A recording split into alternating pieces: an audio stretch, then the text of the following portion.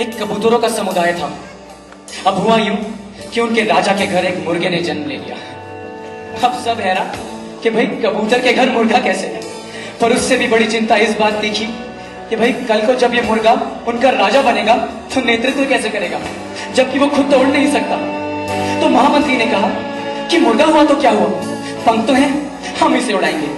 सब ने ठान ली कि मुर्गे को उड़ा कर रहेंगे, उसे उड़ना सिखाने लगे। मुर्गा कहता रहा कि उससे नहीं होगा, भगवान ने उसे उड़ने के लिए नहीं बनाया है। पर सारे कबूतर भी जिद्दी, बेमन से मुर्गा उनकी बात मानकर कोशिश करता रहा।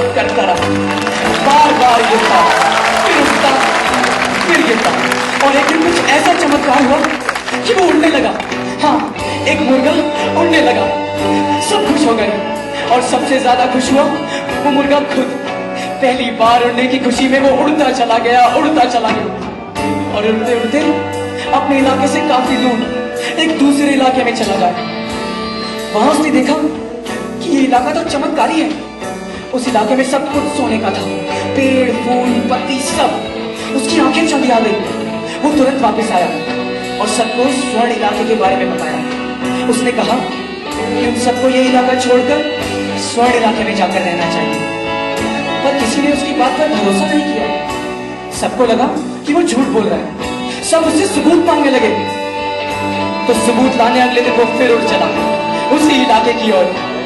पर इस बार वो रास्ता भटक गया और एक बिजली के तार से उलझकर अपने पंख चला बैठा। अब वो उड़ नहीं सकता था।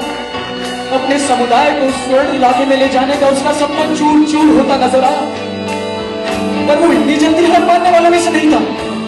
वो अगले दिन से अपने जले हुए पंखों के साथ ही उड़ने लगा।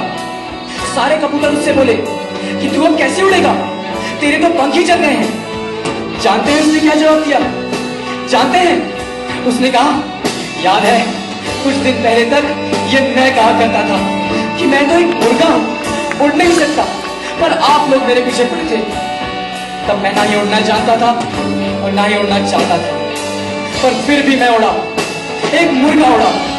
अब तो मैं उड़ सकता हूं और अब मैं उड़ना चाहता भी हूं और उड़ना जानता भी हूं। पंख जले हुए तो क्या हुआ, अगर एक मुर्गा उड़ सकता है तो वो जले हुए पंखों के साथ भी उड़ सकता है।